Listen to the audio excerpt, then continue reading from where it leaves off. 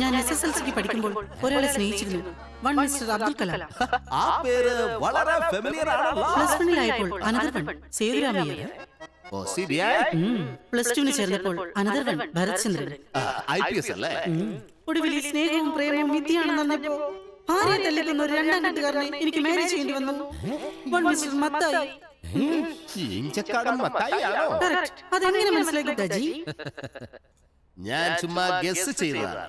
ആ കുട്ടിയെ കണ്ടിന്യൂ ചെയ്തോളൂ. ക്ലൈമാക്സിൽ അവസാനം മത്തായിയെ മക്കളെ ഉപേക്ഷിച്ച് അയാളുടെ ഇളയ സഹോദരൻ കോട്ടയം കുഞ്ഞിനോടൊപ്പം ഞാൻ ഒളിച്ചോടി. ഞാൻ എന്ത് തെറ്റാണ് ചെയ്തത്? മിടുക്കി. പറയണ ഗുപ്താജി, ഞാൻ ചെയ്തത് തെറ്റാണോ? ഒരിക്കലുമല്ല. അപ്പോ എനിക്ക് സ്വർഗം കിട്ടില്ലേ ഗുപ്താജി? ഒരിക്കലുമില്ല. ഒരു കാലത്ത് നിന്നെ ഞാൻ സ്വർഗത്തിലേക്ക് പറഞ്ഞയക്കില്ല. അത്രയ്ക്ക് പാപിയാണോ ഞാൻ? എന്നെ നരകത്തിലേക്കാണോ പറഞ്ഞയക്കാൻ പോകുന്നത്? അല്ല പത്മ, ഇത്രയും എക്സ്പീരിയൻസ് ഉള്ള നിന്നെ ഈ ചിത്രഗുപ്തന്റെ ബെഡ്റൂമിലേക്കാ കൂട്ടിക്കൊണ്ടു പോകുന്നേ. വരൂ ഡാളി.